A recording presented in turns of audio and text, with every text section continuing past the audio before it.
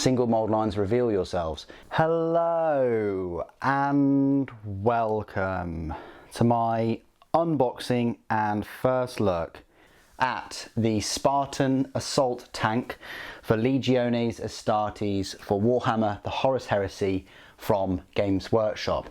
It's right here in this box and it will cost you a whopping £67.50. However, don't think that's too expensive because the resin Spartan from Forge World, just before it was pulled from their site after a decent number of years of service, you can actually find my unboxing and review of it here on YouTube, was going for £130. So it's almost half price, definitely half price if you pick this set up from a third-party seller such as Element Games. Just use this channel's affiliate link in the description of this video and then put the crystal code in at the checkout and you'll earn yourself double the crystals as well. Now, the reason why I don't think it's too expensive, not because the resin one was 130, but mainly because you compare it to the other Land Raiders that are about, such as, I say the Proteus version, I mean the 40k Land Raiders. They are £52.50, £65 for the Crusader and the Redeemer. So for £2.50 more, you're getting a much bigger, loads more detail and many more parts Land Raider.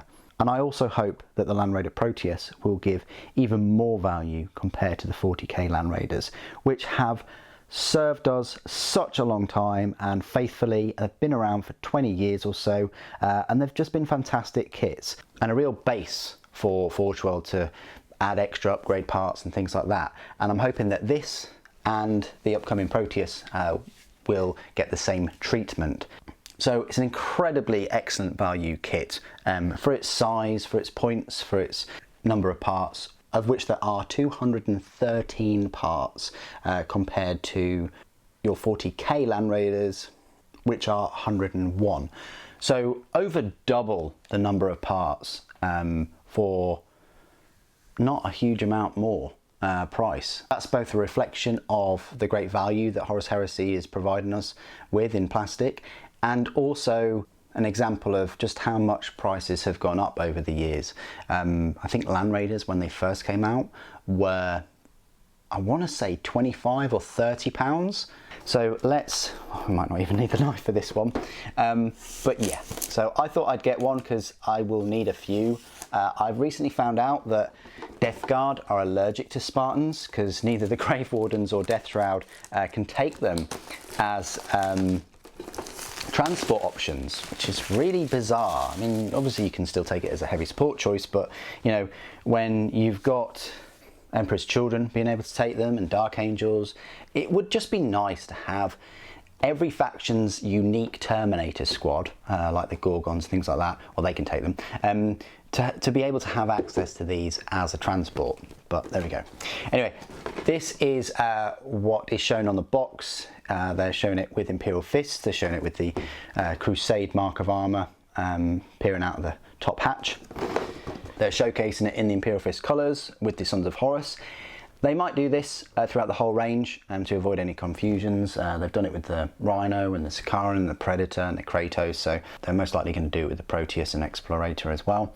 But the main differences between you know, this Spartan and like a normal Land Raider or Proteus Land Raider is the fact that it's got a quad las cannon array. So you've got 4 las cannons each side. You can also, instead of the heavy bolters there, put twin link las cannons. It's a much bigger tank. It's almost borderline super heavy. It's the same chassis as the Cerberus and Typhon tanks. And you can transport a whopping 26 Space Marines. You compare that to a normal Proteus, which is only 12. It's more than double the number of Space Marines, and it's one of the reasons why it can just drive about carrying 10 Terminators in it, which is quite a scary prospect. It has one extra hull point, but the armor itself, the actual value, is still the same, and that's what sets the Land Raiders apart from you know, your Predator-sized vehicles, your Kratos, your Sakarans, your Rhinos, is that 14 armor all the way around. That's what you're mainly paying for, the transport capacity, the armour, and in this case, the decent number of las cannons, you know, but you are paying a points cost for that. They are like 300 points each, so you have to factor that in to your games. It's quite a chunk, especially if you're playing like a 1700 point army.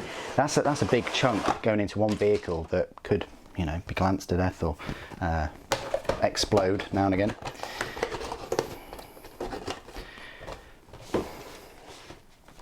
So first and foremost, to greet us in this Spartan set is the absolutely incredible Horus Heresy vehicle accessory set. They couldn't have made this any better. It's one of my favourite sprues throughout the whole of these Horus Heresy sets. You've got the heavy flamer, the heavy bolter, the multi-melter, all pintle. You've got the havoc launcher. You've got all the different type of combi weapons and twin link bolters as well. So you'll find this in your Rhino box as well. You've got 3 different heads. One which has a Mark II in plastic Space Marine, which is brilliant. You've got the havoc launcher, smoke launchers, hunter killer, searchlight. It's just fantastic. It really is an excellent vehicle upgrade sprue, and what's great is you're probably not going to use all of those, so you're always going to have spares that you can use on all of your other vehicles. I'm actually going back to some of my 40k vehicles and putting, you know, pintle mounted heavy bolters, pintle mounted multi-melters and things like that on it. This is the, you know, quad las cannon array sprue. I'm wondering whether they can use this sprue in another kit. They can't use it in the Cerberus or the Typhon, but if they were to make a full fell blade in plastic, they could certainly use it for this, the glaive and the falchion. Just pop one of these in. This is the thing as well, they've made these lovely vehicle accessory sprues. I just wish that they'd got together with Forge World. I mean, Games Workshop created Forge World, they own it.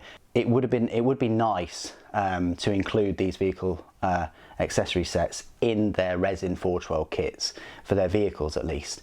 Might price the prices have already gone up by quite a few pounds each, so it would be nice to get this with all the vehicle sets as well, because it would be a little icing on the cake for people that are now thinking, oh, is this certain vehicle going to be in plastic or not? If they had those sprues in there with them, I think it would be a great thing to do if they had that for people that want to buy the resin kits before they're released in plastic. You've got the kind of tank track sprues.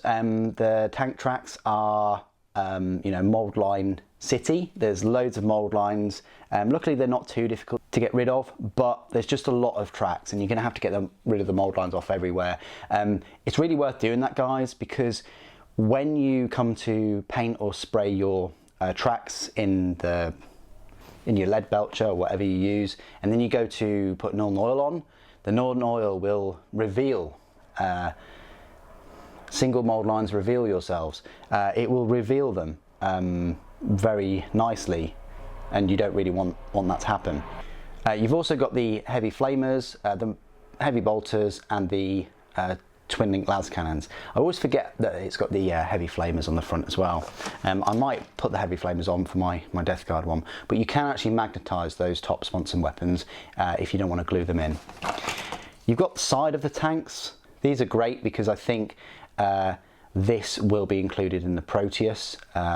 You just have to, there's just a couple of parts that you don't add to make it a long Spartan. So I think we'll see this sprue in that Proteus set. You've got another sprue with very important parts such as the front assault ramp, the top, the walkway and ramp down, the inside a little bit. We should get this with the Proteus as well, so that's 2 of the sprues that you'll get, and most likely we'll get this as well. So I think we'll get all of these 4 sprues with the Proteus, and then another sprue, which is in lieu of the, you know, las cannons. So that's what I'm thinking that we'll get, because obviously we need these side panels and we need the exhausts and we need more of the tracks. So there you go. Let's have a look at the instruction manual. You get the vehicle transfer sheet for Horus Heresy, and yeah, it's nice to have a Spartan instruction guide, you know, individually now rather than in a full book from the Age of Darkness. Straightforward to put together. It will take you longer than you think. I've heard of a legend that can build one of these in an hour. I'm not quite sure of that. I'd like to see a speedrun video. It is a decent project. They've done away with the door opening mechanism thing, which looked quite cool on the old 40k Land Raiders, where you open the bottom part of the ramp and the top one would open at the same time without any aid because it's connected with a mechanism. Now they've just gone back to basics. You pull down the bottom ramp and then you can pull up the top, but there is a bit of a resistance, so then the bottom ramp isn't going to be flapping about all the time. They say don't glue it as well, but you can glue the front. It's certainly it's certainly not as tight as the rear of the Rhino.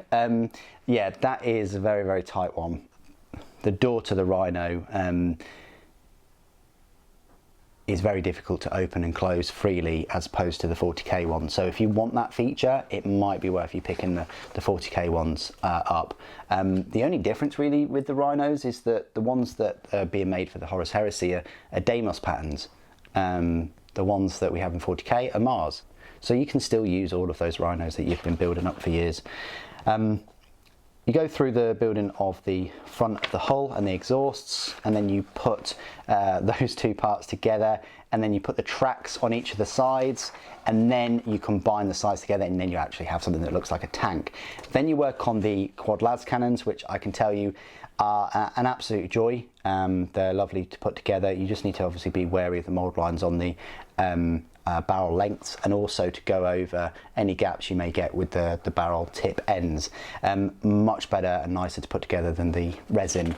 A much improved build experience than the bendy resin quad las cannon array. And also mounting them as well.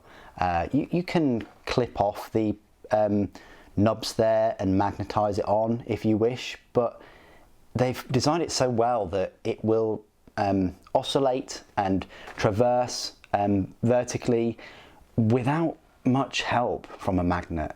You can swivel the guns. You really don't need to do much work. You can leave them as they is, you can leave them as they are, which is another great feature of this kit. You can build it straight away, then you can paint it, and it's good to go. Speaking of excellent features, you've also got a build guide for all the pintle mounted weapons and the vehicle accessory sprue. So you've got loads of options here if you wanted to put a pintle mounted heavy bolter or multi-melter, and they give you loads of options there, and they even show you what it looks like with the searchlight, smoke launchers, and the hunter killer missile as well. So there you go, that's my unboxing of the Legion Land Raider Spartan assault tank. I now own 4 Spartan tanks. Of course, it pales in comparison still with my 13, 14 actual Land Raiders, but still, I'm looking forward to the Proteuses. I'm going to get a few of those when they come out, and of course, I'll be doing unboxings, build guides, reviews, all kinds of things of those, because I do like Land Raiders and I very much like Terminators too. What do you guys think of the Spartan assault tank? Please do put your thoughts and opinions down in the comments below as always. It'd be great to hear from you. Thank you ever so much for joining me today. Thank you for watching. The Emperor Protects.